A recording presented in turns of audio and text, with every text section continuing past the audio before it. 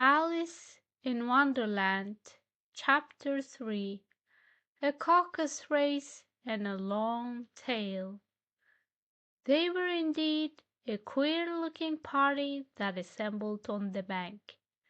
The birds with draggled feathers, the animals with their fur clinging close to them, and all dripping wet, cross, and uncomfortable.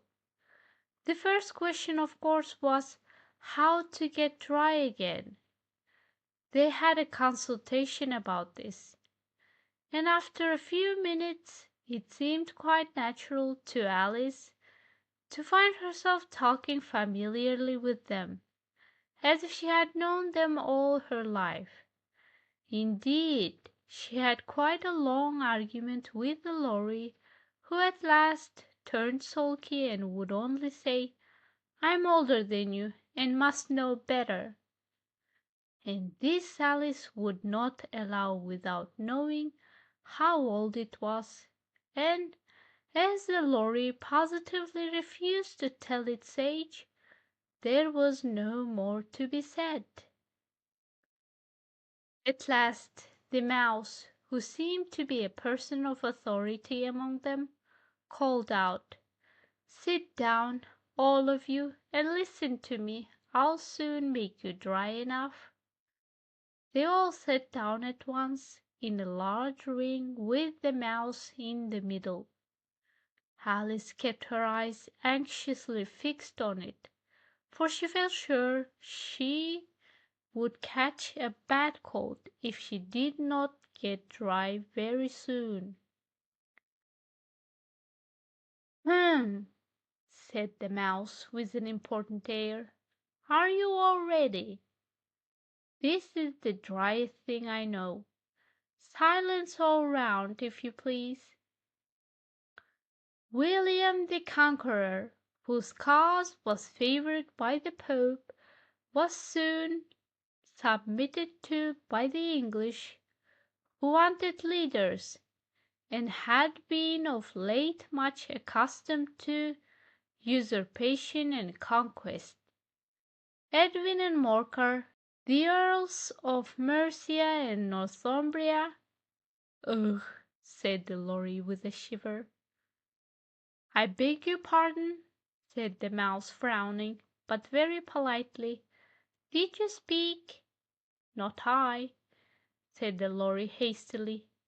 "I thought you did," said the mouse. "I proceed. Edwin and Morcar, the Earls of Mercia and Northumbria, declared for him, and even Stigand, the patriotic Archbishop of Canterbury, found it advisable." "Found what?"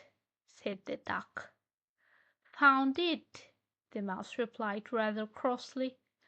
"Of course you know what 'it' means." "I know what 'it' means well enough when I find a thing," said the duck. "It's generally a frog or a worm. The question is, what did the Archbishop find?" The mouse did not notice this question, but hurriedly went on. "Found it advisable to go with Edgar Atheling to meet William, and offer him the crown.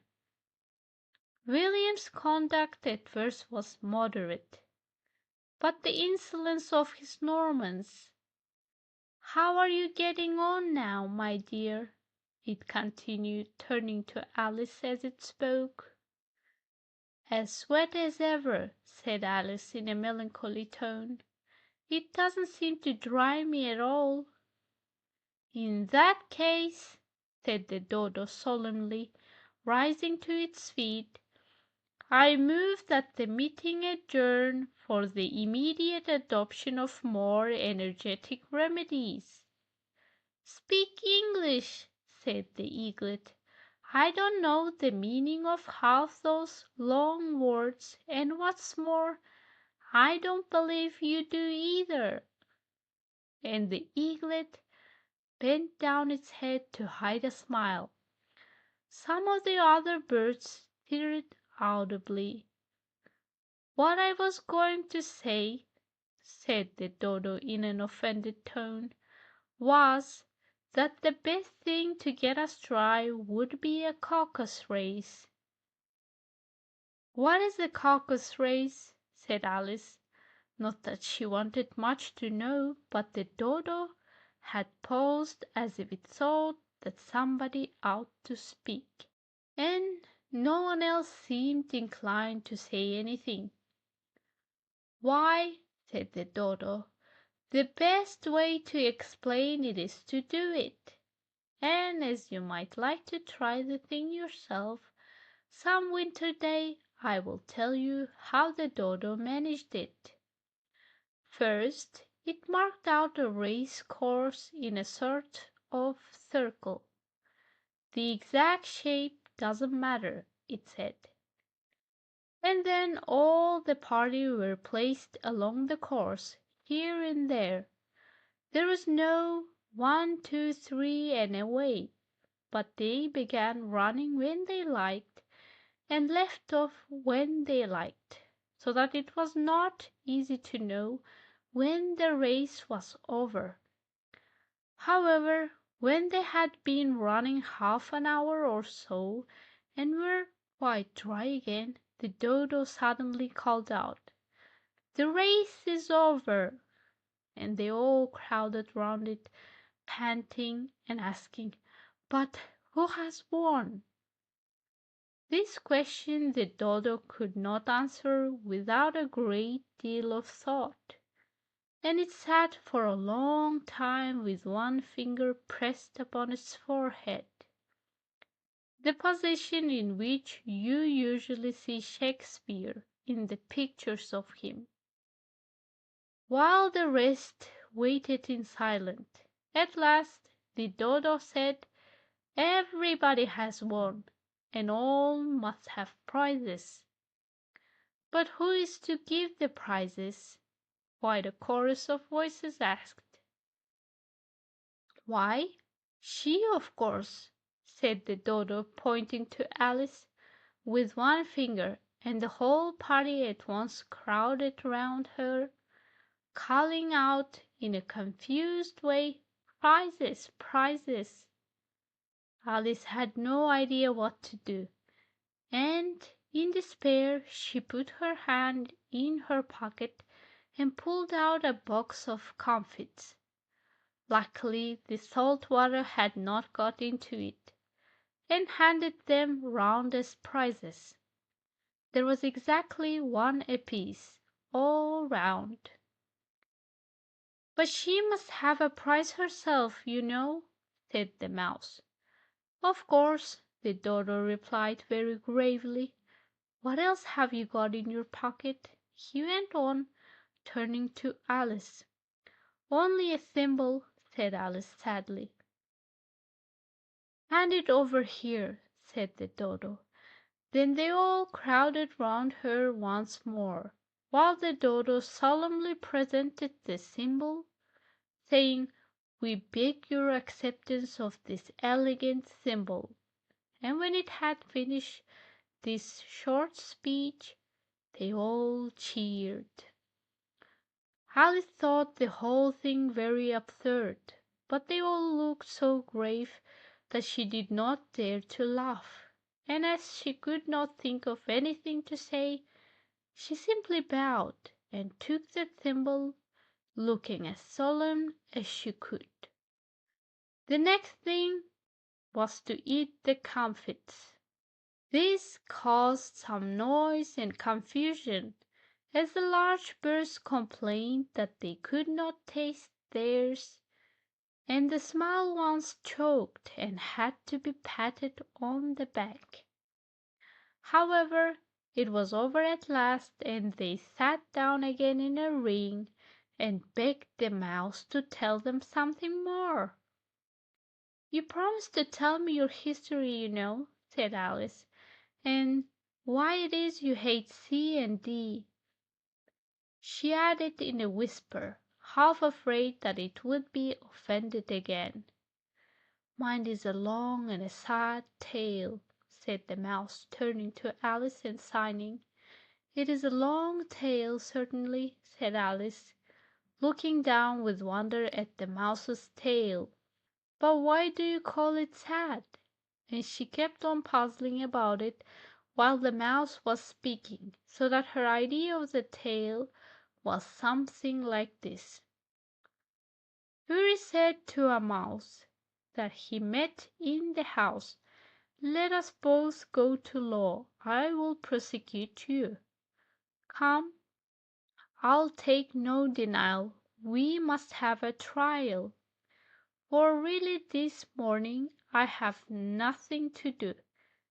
Said the mouse to the cur, "Such a trial, dear sir, with no jury or judge, would be wasting our breath." "I'll be judge, I'll be jury," said cunning old Furry. "I'll try the whole cause and condemn you to death." "You are not attending," said the mouse to Alice severely. "What are you thinking of?" "I beg your pardon," said Alice very humbly. "You had got to the fifth bent, I think?" "I had not," cried the mouse sharply and very angrily.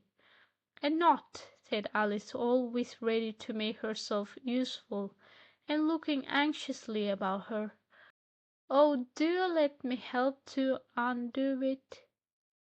"I shall do nothing of the sort," said the mouse, getting up and walking away. "You insult me by talking such nonsense." "I didn't mean it," pleaded poor Alice, "but you are so easily offended, you know." The mouse only growled in reply. "Please come back and finish your story." Alice called after it, and the others all joined in chorus. "Yes, please do," but the mouse only shook its head impatiently and walked a little quicker. "What a pity it wouldn't stay," sighed the lorry, as soon as it was quite out of sight. And an old crab took the opportunity of saying to her daughter, "Ah, my dear, let this be a lesson to you, never to lose your temper." "Hold your tongue, ma," said the young crab, a little snappishly. "You're enough to try the patience of an oyster." "I wish I had our Dinah here. I know I do," said Alice aloud, addressing nobody in particular. "She'd soon fetch it back." "And who is Dinah, if I might venture to ask the question?" said the lorry. Alice replied eagerly, for she was always ready to talk about her pet. "Dinah's our cat, and she's such a capital one for catching mice you can't think.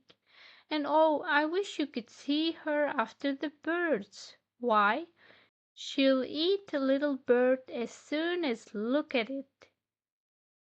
This speech caused a remarkable sensation among the party. Some of the birds hurried off at once.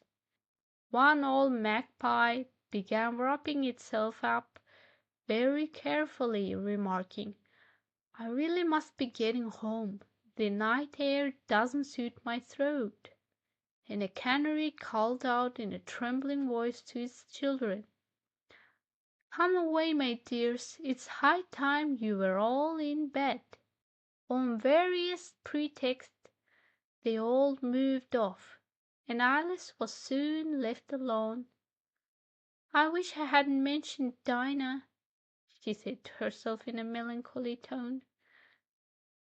"Nobody seems to like her down here, and I'm sure she's the best cat in the world. Oh, my dear Dinah, I wonder if I shall ever see you any more." And here poor Alice began to cry again, for she felt very lonely and low-spirited.